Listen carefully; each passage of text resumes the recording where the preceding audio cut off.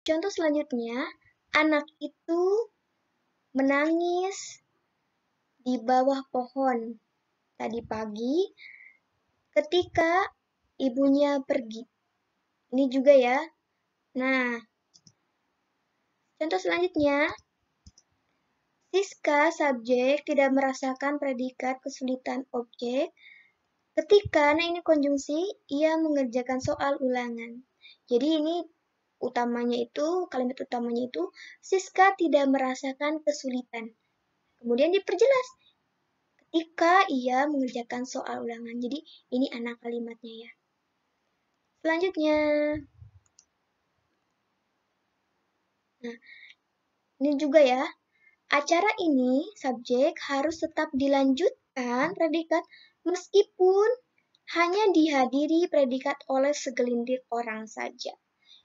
Ini juga ya dijelaskan. Jadi acara ini harus tetap dilanjutkan, itu kalimat utamanya. Kemudian diperjelas oleh anak kalimat. Juga ya, aku subjek akan menunggunya predikat di sini keterangan ya ini. Hati-hati keterangan tempat. Kemudian sebab aku sangat merindukannya. Aku subjek predikat sangat merindukannya. Nah, pencuri itu subjek, kabur predikat, saat semua orang subjek sedang sibuk predikat dengan kegiatannya masing-masing. Itu ya contoh-contohnya, tolong kalian pahami. Jadi di sini ada kalimat utama, kemudian ada anak kalimat. Anak kalimat ini berfungsi untuk menjelaskan dari kalimat utama tersebut. Begitu ya. Nah, kalimat majemuk campuran. Nah, kalimat majemuk campuran ini gabungan antara kalimat majemuk setara dan kalimat majemuk bertingkat. Kalimat majemuk campuran sekurang-kurangnya terdiri atas kalimat tunggal ya. Nah, lihat, ayah pulang. Ini ada konjungsi tadi untuk bertingkat dan konjungsi untuk setara ya. Nah, ayah subjek pulang. Nah, ini anak kalimatnya ya, ketika ibu memasak dan adik membaca buku. Nah, ini terdapat majemuk setara. Di sini ya penjelasnya. Jadi di sini ada campuran antara majemuk bertingkat dan majemuk setara. Nah, selain tadi kalimat dibagi berdasarkan klausa, jumlah klausa, di sini juga kalimat dibagi menjadi kalimat fakta dan kalimat opini. Apa itu? Nah, untuk dapat membedakan antara kalimat fakta dan opini, simak materi berikut ini. Ya. Nah, kalimat fakta. Kita bahas kalimat fakta terlebih dahulu ya. Kalimat fakta adalah kalimat yang berisi sesuatu hal yang memang sudah terbukti kebenarannya. Nah, di sini berisi fakta memang benar-benar ada. Dan pernyataan tersebut, pernyataan kalimat fakta ini tidak bisa disanggah oleh siapapun. Karena mengapa? Karena kalimat fakta ini sudah dengan bukti, sesuai dengan apa yang terjadi. Jadi sulit untuk disanggah oleh orang lain. Nah, ciri-cirinya yang pertama sudah teruji kebenarannya. Artinya di sini memang sudah terjadi dan memang sudah real sesuai dengan keadaannya. Itu ya. Nah, bersifat objektif. Artinya bersifat objektif itu yang kemarin yang Ibu jelaskan itu sesuai dengan keadaan lapangan, yang sesuai dengan terjadi di lokasi atau sesuai dengan terjadi di dalam keadaan yang sebenarnya ya. Kemudian yang ketiga memiliki data yang akurat. Nah, data yang akurat di sini bukti ya, data-data pendukung seperti statistik, jumlah angka, persentase, gitu ya. Nah, 4, pernyataan merupakan sumber dari peristiwa yang nyata atau pengamatan. Jadi bukan menurut pendapat orang lain, tetapi memang sudah peristiwa yang nyata yang sudah terjadi hasil pengamatan. Begitu ya. Nah, kalimat bersifat pasti karena sudah terjadi memang fakta, tidak ada keraguan. 6. Memiliki informasi tepat dan akuratnya. Contohnya ada durasi insiden. Ada di situ insidennya ya, ada lokasinya, tanggalnya itu tambahan ya. Nah, ini contoh kalimat fakta. Kita bahas satu persatu. Ya, insiden. Tadi ada insiden ya, di sini juga ada. Nanti, nah yang pertama dulu. Nah, kalimat pertama, Indonesia merupakan salah satu negara yang dilalui oleh garis khatulistiwa. Nah, ini mengapa disebut kalimat fakta? Karena memang pada dasarnya di dalam fakta, tadi ya, bukti peta, memang Indonesia merupakan salah satu negara yang dilalui oleh garis khatulistiwa. Jadi ini fakta, memang sudah ada. Itu ya. Yang kedua, pada tahun 2005 sampai 2006 tercatat terjadi 330 bencana banjir, 69 bencana tanah longsor, 7 bencana letusan gunung berapi, dan 241 gempa bumi, serta 13 bencana tsunami. Nah, ini merupakan data jumlah ya, fakta.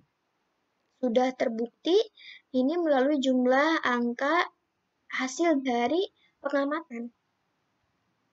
Nah, yang selanjutnya, gunung tertinggi di Pulau Jawa adalah Gunung Semeru. Jelas ini, karena memang kenyataannya gunung tersebut, Gunung Semeru ini merupakan gunung tertinggi di Pulau Jawa. Nah, itu ya contohnya. Nah, ya kita ke kalimat opini. Nah, kalimat opini ini kebalikan dari kalimat fakta tadi. Kalimat opini ini adalah suatu pernyataan yang belum tentu kebenarannya. Opini ini umumnya didasarkan pada pendapat. Beda ya tadi, fakta memang sudah terjadi sesuai dengan keadaan, sesuai dengan objektif ya. Tetapi ini pendapat orang lain. Mengapa disebut opini? Karena pendapat orang lain belum tentu benar jika menurut orang lain. Orang lain, misalnya, orang lain-lainnya ya, misalnya kita memberikan pendapat mengenai suatu hal, belum tentu orang lain sependapat dengan pendapat kita. Jadi itu artinya masih opini. Begitu ya. Nah, ciri-cirinya yang pertama, pernyataan memiliki sumber dari saran atau gagasan pribadi. Jadi itu masih dipertanyakan apakah benar atau tidak ya. Kemudian kebenaran kalimat belum dapat dibuktikan. Karena ini masih meraba-raba ya, belum dapat dinyatakan kebenarannya. Kemudian hasil dari mengira-ngira. Mengira-ngira ini artinya belum ada bukti, jadi dikira-kira dulu. Ini termasuk ke dalam kalimat opini. Kemudian bersifat objektif, yaitu menurut subjektif itu, jadi menurut pemikiran sendiri ya, dari sudut pandang kita, bukan menurut fakta. Kemudian argumen atau pernyataan seseorang. Nah, ini sama halnya dengan poin pertama ya. Jadi bersih pendapat, jadi belum tentu kebenarannya. Terkadang menggunakan bisa jadi, mungkin, menurut, tidak mungkin, seharusnya, dan sebaiknya. Ya, untuk menurut di sini maksudnya contoh kalimatnya seperti ini. Menurut saya, hal tersebut jangan sampai terjadi karena itu membahayakan. Nah, itu ya. Jadi menurut kita, bukan menurut para ahli. Kalau menurut para ahli, itu masuknya ke fakta. Ya. Selanjutnya, ini contoh kalimat opini. Nah, pemandangan di atas puncak gunung lebih indah dibandingkan pemandangan di bawah laut. Kenapa opini? Mengapa opini? Karena ini menurut pendapat seseorang. Belum tentu pemandangan di atas gunung itu lebih indah dibanding pemandangan di bawah laut. Jadi, artinya di sini masih diragukan ya kebenarannya karena ini opini, pendapat orang lain. Begitu ya. Nah, kemudian bencana alam lain yang menimbulkan jumlah korban banyak terjadi karena praktik pembangunan yang dilakukan tanpa memerhatikan potensi bencana. Mengapa opini? Karena di sini banyak terjadi karena praktik pembangunan. Bisa jadi bencana alam itu disebabkan oleh aspek lain, gitu ya. Jadi tidak hanya banyak ditimbulkan oleh praktik pembangunan. Jadi di sini masih dipertanyakan. Selanjutnya, jika saya hidup di Amerika tentu lebih menyenangkan. Nah, ini sudah jelas opini ya, karena belum tentu juga hal tersebut terjadi. Begitu ya. Ya, selanjutnya. Nah, tadi kita sudah membahas kalimat efektif ya, tadi banyak sekali, ada kalimat tunggal, majemuk, dan lain sebagainya. Nah, kita sekarang ke menggunakan konjungsi. Nah, di sini ya, konjungsi itu banyak sekali, tapi Ibu hanya akan memberikan contoh-contohnya di sini ya. Karena ini banyak sekali. Nah, konjungsi waktu ada sesudah, setelah, sebelum, lalu, kemudian, setelah itu. Ada gabungan juga ya tadi, dan serta dengan konjungsi pembatasan, kecuali, selain, asal. Ini juga ada konjungsi tujuan. Contohnya, kata agar, supaya, untuk. Nah, mungkin untuk konjungsi, Ibu akan hanya memberikan satu contoh saja ya, atau dua contoh. Dan selanjutnya kalian akan nanti belajar untuk mencarinya. Contohnya ini ya. Contohnya, saya akan pergi ke pasar, dan ini menggunakan konjungsi dan ya. Dan teman saya akan pergi ke perpustakaan. Gitu ya, untuk menyambungkan kalimat. Di sini juga ada banyak sekali ya macam-macamnya. Jadi kalian dapat amati. Ya. Nah, ke selanjutnya untuk konjungsi mungkin nanti dapat kalian baca lebih lanjut ya. Nah, ke banyak menggunakan kata kerja, kata sifat, dan kata benda. Kita bahas. Kaidah kebahasan teks eksposisi banyak menggunakan kata kerja, kata sifat, kata benda. Nah, kata kerja. Baik, kita kupas satu persatu.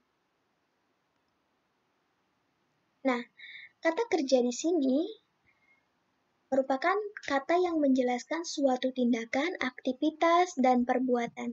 Jadi kata jenis ini seringkali dipakai sebagai predikat dalam sebuah kalimat atau frasa. Nah, kata kerja dapat disisipi dengan menasal, per, di, kan, ke, an, ter, gitu ya. Nah, kalimat yang berpredikat kata kerja atau verbal dibagi menjadi, jadi nanti ada kalimat verbal juga ya, dibagi menjadi beberapa. Nah, yang pertama, aktif transitif atau eka transitif. Kedua, intransitif. Ketiga, dwi transitif. Keempat, semi transitif. Dan yang kelima, pasif. Kita pelajari satu persatu. Nah, kalimat verba transitif atau eka transitif, ini kata kerja atau verba transitif ini yang hanya diikuti oleh satu objek. Yaitu harus wajib memiliki subjek, predikat, dan objek. Jadi suatu kalimat yang wajib memiliki objek itu artinya transitif. Contohnya, Budi sedang membuat nasi goreng. Nah, ini ada ininya ya, ada objek. Nasi goreng sedang dibuat Budi. Nah, ini objek, bisa dipindah tempat ya. Kemudian Siska membeli buku. Buku dibeli Siska. Jadi, transitif atau eka transitif ini adalah kata kerja yang memiliki objek. Jadi di belakangnya terdapat objek. Nah, selanjutnya,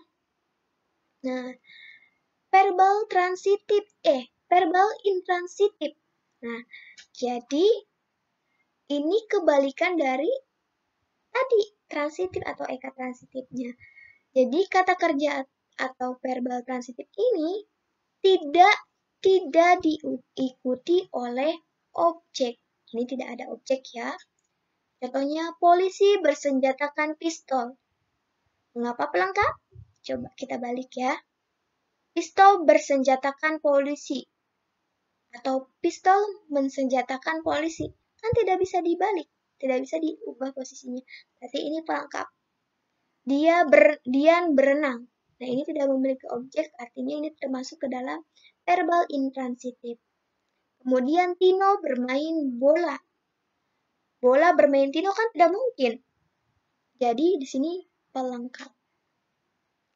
Jadi intransitif itu kalimat adverbal yang tidak memiliki objek. Nah, kalimat verbal dwitransitif yang diikuti oleh objek dan tambahan. Gini ya, pemerintah memberikan rakyat miskin bantuan langsung tunai. Nah, di sini pemerintah memberikan rakyat miskin, bisa dibalik ya, rakyat miskin diberikan pemerintah bantuan langsung tunai. Bisa dibalik ya. Jadi mengapa ini pelengkap? Kalau misalnya dibalik ini tidak nyambung ya, contohnya bantuan langsung tunai rakyat miskin diberikan rakyat miskin pemerintah. Jadi kan tidak masuk akal ya. Jadi di sini pelengkap. Nah, yang selanjutnya verbal semi transitif. Jadi verbal semi transitif ini merupakan sebuah kata yang dapat diikuti dengan objek atau tidak. Contohnya ini ya, Mama sedang memasak nasi goreng. Contohnya, Mama sedang memasak. Ini ya, kalian dapat baca contohnya. Kemudian, kalimat verbal pasif. Nah, subjek dikenai suatu tindakan, itu disebut verbal pasif. Jadi, ada dua jenis predikat kalimat pasif. Yang pertama, maksudnya di sini ada 3 jenis. Ini ya, 3 jenis afiksnya yang pernah ter, ke, an, atau di. Kemudian, nah, contohnya ini, adik dimarahi ibu. Ini pasif ya. Contoh atau ciri dari pasif itu ada konjungsi, ada afiks ter, ke, an, atau di. Juga ya, sawah sedang dicangkul petani. Jadi tidak bisa dibalikan. Misalnya, ibu dimarahi adik. Tidak bisa kan? Ini pasif. Nah, kata benda. Di kata benda ini, kata yang menyatakan nama atau sesuatu yang dianggap benda. Nama sebuah benda dan segala yang dibendakan. Nah, berdasarkan proses terbentuknya, kata benda dalam bahasa Indonesia dibagi menjadi 2. Kata dasar dan kata turunan. Nah, kalau kata dasar ini belum disisipi afiks, afiks itu pembubuhan afiksasi pada kalimat. Misalnya, kalau di sini kan turunan sudah ada afiks ya. Masakan. Masakan. Ini kan ada kan. Kemudian perumahan ada per-an. Nah, itu ya. Kalau dasar itu memang dasar belum disisipi dengan afiks lain. Jadi masih original ya dari KBBI-nya. Nah, adik, ayah, orang, mobil, matahari, kucing, rambut.